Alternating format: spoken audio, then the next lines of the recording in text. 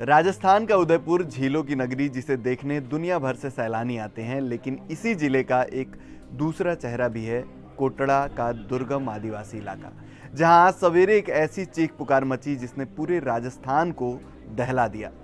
एक खचाखच भरी जीप, ढलान पर बेकाबू ब्रेक और 60 फीट गहरी खाई। ये सिर्फ एक हादसे की कहानी नहीं, बल्कि उस सिस्टम की कहानी है जिसने इन आदिवासी इलाकों को राम भरोसे छोड़ दिया है। सवाल ये है कि जिस जीप में बमुश्किल 8 से 10 लोग बैठने चाहिए, उसमें 27 जिंदगियां कैसे ठूस दी गई। क्या इन गरीब आदिवासियों की जान की कीमत इतनी सस्ती है? इस तस्वीर को गौर से देखिए। कोटड़ा के पास इस अंचल में सड़कों पर गाड़ियां नहीं, बल्कि चलती फिरती मौतें दौड़ती हैं। बुधवार की सुबह बिलवन की ओर जा रही एक जीप जब चढ़ाई चढ़ रही थी, तो अचानक उसका ब्रेक फेल हो गया। ड्राइवर ने कोशिश तो बहुत की, लेकिन जीप बेकाबू होकर सीधे 60 फीट नीची खाई में जा गिरी। इसके बाद जो मंजर था, वो रूह कपा देने वाला था। घायलों की कराह और अपनों को खोने का गम। इस हादसे ने एक झटके में 3 परिवारों को कभी न भरने वाला जख्म दे दिया। काबू पिता, नरसा, रेशमी और सुरेश, ये वो 3 नाम हैं जो आज इस लिस्ट की लापरवाही की भेंट चढ़ गए। हादसा होते ही स्थानीय लोग देवदूत बनकर पहुंचे। पुलिस और एम्बुलेंस के आने से पहले ही गांव वालों ने अपने स्तर पर रेस्क्यू शुरू किया।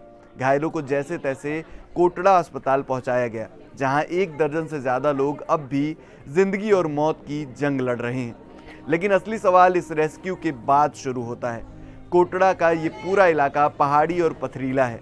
यहाँ 120 से ज़्यादा जीपें चलती हैं, और यकीन मानिए, शायद ही कोई ऐसी जीप होगी जिसमें क्षमता से कम सवारी हो। हर गाड़ी ओवरलोड होती है। लोग छतों पर लटके होते हैं, पीछे लटके होते हैं, मानो वो इंसान नहीं बल्कि कोई सामान हो। ये पहली बार नहीं है जब कोटड़ा में इस तरह का खौफनाक मंजर दिखा है। इससे पहले भी कई बार ओवरलोडिंग ने यहाँ जिंदगियाँ छीन ली हैं। लेकिन क्या प्रशासन जागा? क्या पुलिस ने इन जीप मालिकों पर नकेल कसी? जवाब है नहीं। अगर समय रहते परिवहन विभाग और स्थानीय पुलिस ने इन सड़कों पर दौड़ रही मौत की जीपों पर कार्रवाई की होती, तो शायद आज 27 लोगों से भरी जीप उस खाई में नहीं गिर रही होती। अक्सर ऐसे हादसों के बाद पुलिस कुछ दिन की खानापूर्ति करती है, चालान काटे जाते हैं, चेकिंग होती है, लेकिन कुछ दिनों में ही सब कुछ पुराने ढर्रे पर लौट आता है।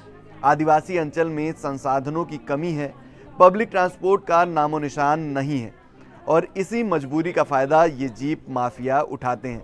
परिवहन विभाग के अधिकारी शायद फाइलों में ये दर्ज करते होंगे कि कोटड़ा में सब कुछ ठीक है, लेकिन ज़मीनी हकीकत कुछ और ही है।